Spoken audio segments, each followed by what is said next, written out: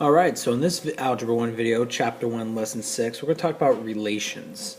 Our objective is, as the student, I can represent relations and interpret graphs of them. Now, speaking of graphs of them, we're going to find this is going to be a great way to describe and understand certain situations or large amounts of information. And it's also a great way to explain something to someone else. So it's a good way to communicate a concept or a certain relation, as in things relating to each other and effects happening, such as functions and things like processes. This is a great way to summarize them. So before we jump too far into it, let's make sure we remember what a relation is. Now, we talked about relations a little bit last year, but let's go ahead and describe it again. A relation is a set of ordered pairs. So for example, remember, ordered pairs are an x-coordinate comma a y-coordinate, or in other words, a left-right coordinate and an up-down coordinate, or you may have remembered an independent variable and a dependent variable. Now, as a crash course that might help you remember we said these following words all meant the same thing. We always said that the x, as it was your input, we said that the x was the one that you got to decide. It was the one that had freedom. The one that has freedom is the independent variable. So independent variable. We also said that it was the domain.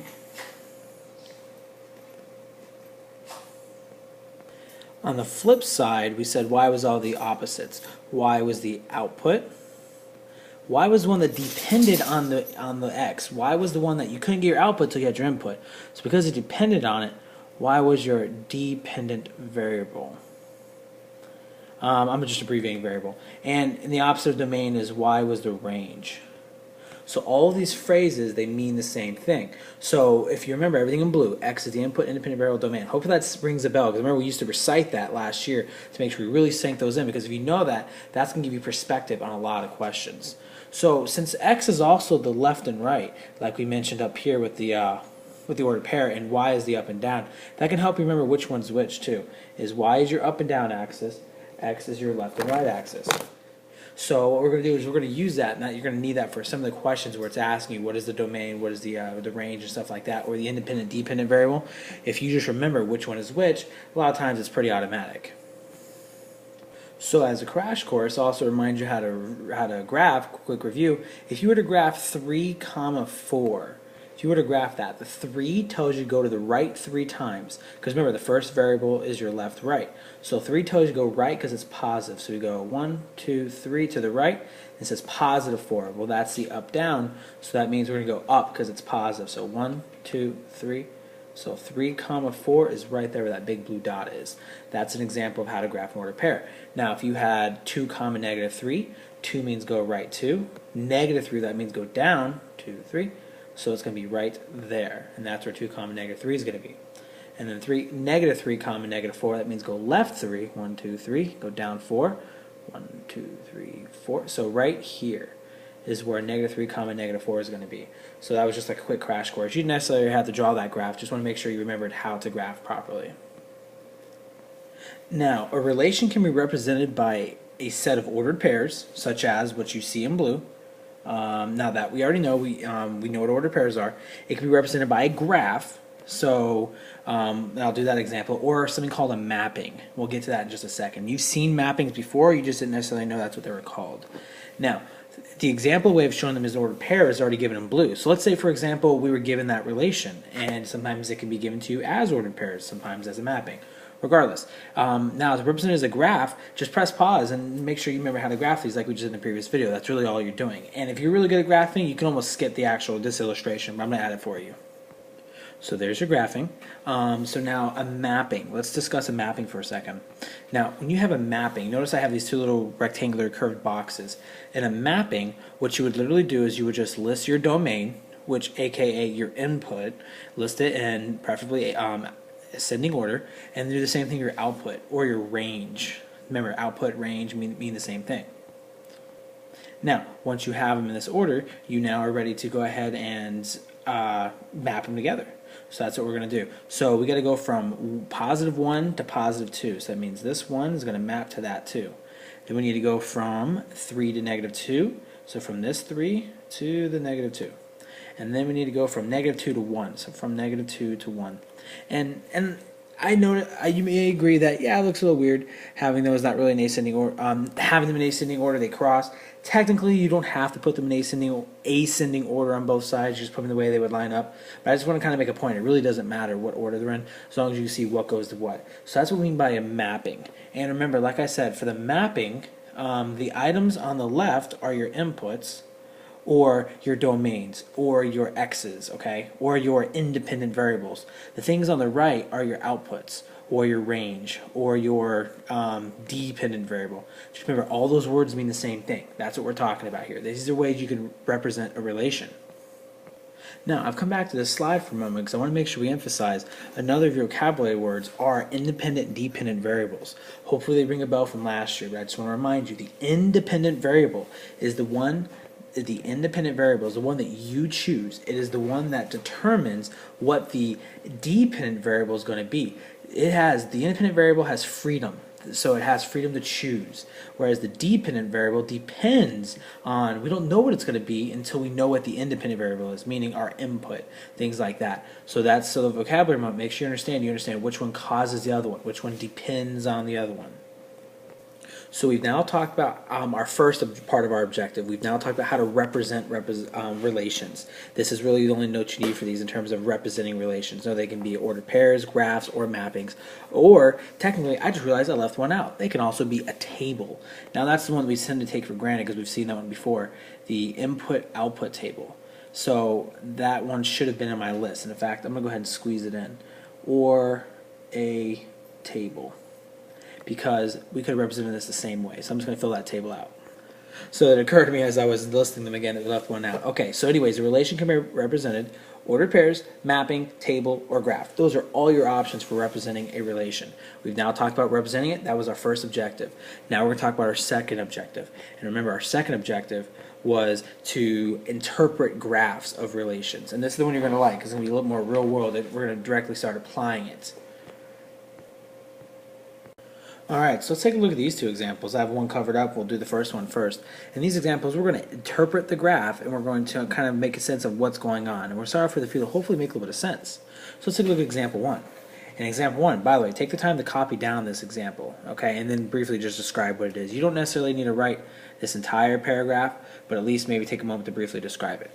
Alright, so reading this, it says the graph below represents the height of a football after it is kicked downfield. Identify the independent and dependent variable for the relation. Then describe what happens in the graph. Alright, first thing first, the independent and dependent variables. That should be one of the easiest parts because if you remember from this slide, we said the independent variable, right here, we said the independent variable was always going to be the x. Okay, and so the x is always the left-right. So the axis that goes left-right, meaning time, that's going to be our independent variable. That's the one that determines the other variable, in that case the height. So the opposite, the dependent variable, or the range, is going to be our y. It's going to be what actually is going to depend, what's going to be an output of the other. So that's talking up and down. So that's what we're talking about when we say that. So as far as identifying them, you would simply say that your independent is your time, your dependent is your height. Now, when you're not quite sure, maybe you're not given a graph, we also talked about a lot of times the independent is the one that you as the observer, you're the one measuring it, would actually decide on. In other words, if you were measuring a football, you would decide what time you're going to check the height of the football. Let's say maybe there's like a little receiver in the football. You're going to decide, okay, where's the football after 1 second? Where's the football after 2 seconds? You're kind of deciding when to measure. Where it's at, you don't get to determine where the football is going. You're the one measuring the football. You're not telling the football what to do. You're just choosing when to measure. So so a lot of times when you see these graphs, if time is one of the variables, almost always it's going to be the independent variable. And now, as far as what happens in the graph, you think intuitively. You kick a football. What's the first thing that happens when you kick the football? It starts to rise in the air. And then as time goes by, it's going to slowly come back down. When we look at this graph, we're not talking distance. We're not talking about how far we kick it away from ourselves. We're only talking about the height. So let's say this is 1 second. At 1 second, it's starting to take off. At 2 seconds, it's going even higher. At 3 seconds, it's like at its highest point. And then at 4 seconds, it starts to come back down on the ground. So its height is getting lower and lower. Now, I was making up where the seconds were on that graph. Not literally going to be like that, but I wanted you to have an idea. That's what we're talking about here. So in short, if you look at this is kind of what we're talking about. That's kind of describing a full description of the answer of this problem. So now take a look at the example on the right. It says the graph below represents the price of stock over time. Identify the independent dependent variable, and then describe what happens in the graph. Now, same thing as last time. This horizontal axis, that's going to be our independent variable. So the independent variable is going to be time again. Most of the time, that's what you're choosing. You're choosing when to measure. Now, the output, you don't get to control what the price of that stock is going to be. That's going to be a result of when you check. Well, technically, it's a result of the market. Or we're just referring to in general, as you as the person measuring. Now, let's describe what's happening. In this, we notice for the first few days, the price of the stock is going up. It's gaining value. And then the next day, perhaps, the stock value starts to drop. The value of the price is going down at that point.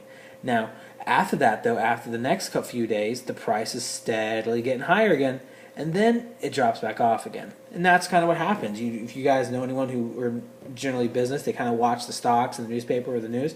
They're watching this. They're kind of trying. They're excited when it's high. They're sad when it's low. If it's something they own, stuff like that. But this is what happens. Stock prices go up and down. So in short, we can kind of describe each of these, wrap each of these up by this statement right here. We identified them and we talked about what was happening. So take a moment to think about that. Look at these two situations. They seem to make a little bit of sense as far as intuition, to where you make a little more sense about we know what's going on. So just sometimes when you think about these, they do make sense, and so that's what you guys thinking about. So in short, if you want to know a way to write that a little bit faster in your notes, you would say for the second one, the independent variable is time, dependent is price. The price goes up, then it goes down, then it goes up, then it goes down. That's essentially what we're doing. You kind of do the same thing about football, how it goes up and as time goes by, gravity starts to pull it back down to earth. Now, you may have noticed this example at the bottom. This exercise says identify the independent and dependent variables for each relation, then describe what is happening in the graph. In other words, what we just did. So let's see. The graph represents the speed of a car as it travels to the grocery store. So let's talk this one out. First things first, I think the independent and dependent should be obvious. The independent, we said, is almost always almost like 99% of the time, it's proper for it to be your horizontal axis, your left-right. So time is the independent variable. And then speed is going to be the dependent variable. So you as the observer, you're deciding what moment in time to check the speed. And the speed of the car is just a result of when you're checking. Exactly. So you can't control the speed of that car. The speed of the car depends on the time that you're checking it. So time is what you get to decide.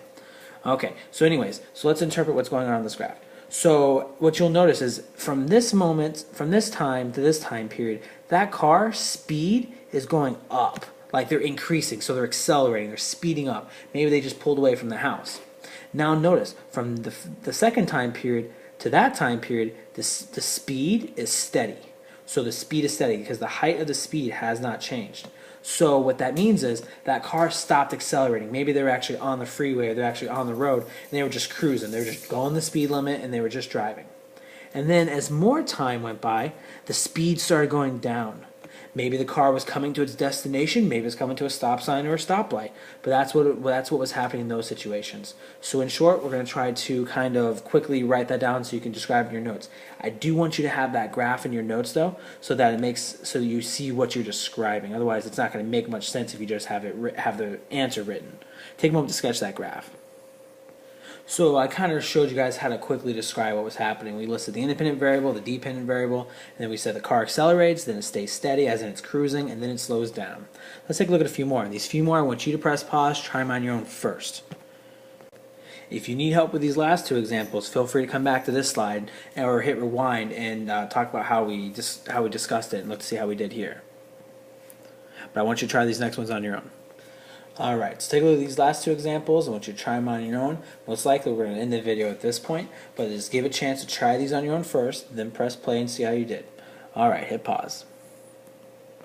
As a reminder, you're doing the same thing. Interpret the graphs once you know the independent, dependent variable. As usual, oh, I labeled these backwards. Hey, look at that. Let me fix that. There we go. I got that fixed. So the independent variable is time. It's the horizontal axis. Sorry I wrote that so sloppy. The vertical axis, the y, the output, the range, that is the dependent variable. So now so that's account balance. Now we've described each one. Now, let's talk about what's happening in this graph. As time goes by, so let's say the first I don't know, the first month or so, you'll notice that your balance is gone up.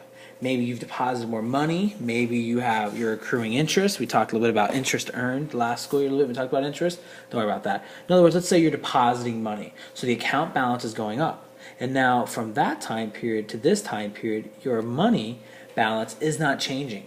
Maybe you didn't touch your bank account. You didn't spend any money. You didn't deposit any money. Nothing like that. And then from that time period to this time period, your balance went up. That means you gained money. Maybe you had a birthday, maybe it was a holiday and you got some gifts, maybe you got your paycheck and you're just depositing money, whatever the case may be.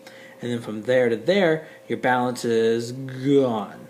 So somewhere during that time period, you went on a spending spree, you were spending money, you were buying stuff, maybe it was Christmas, and you were spending it on friends and family, hopefully.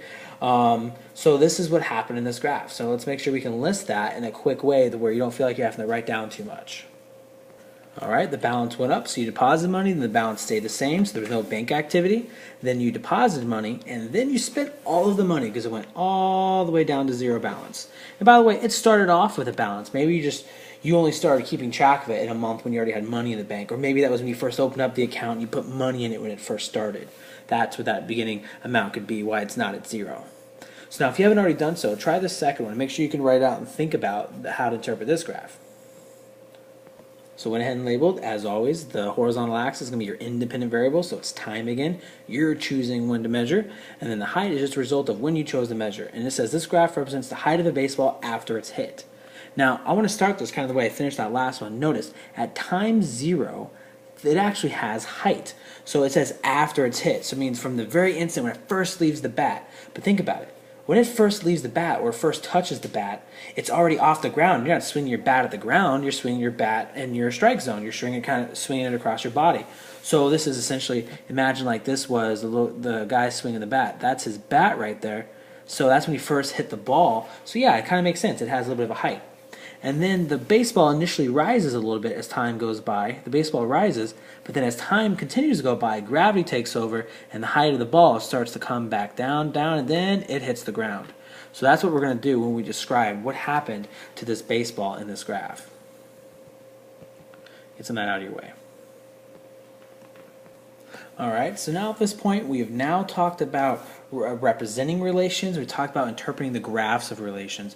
Remember, this is a powerful skill because you're going to be able to understand a lot of information is disseminated, given out, distributed in a graphical way because it's a way to quickly show a relationship without necessarily, kind of like they say, a picture's worth 1,000 words. A graph represents a lot of information. So at the same time, if you really know how to read them, you can be someone that maybe produce them to share them with others. So make sure you have all this written down, guys. Feel free to hit rewind or rewatch it if you need to hear again. But let's come to class prepared. We'll take this to the next level.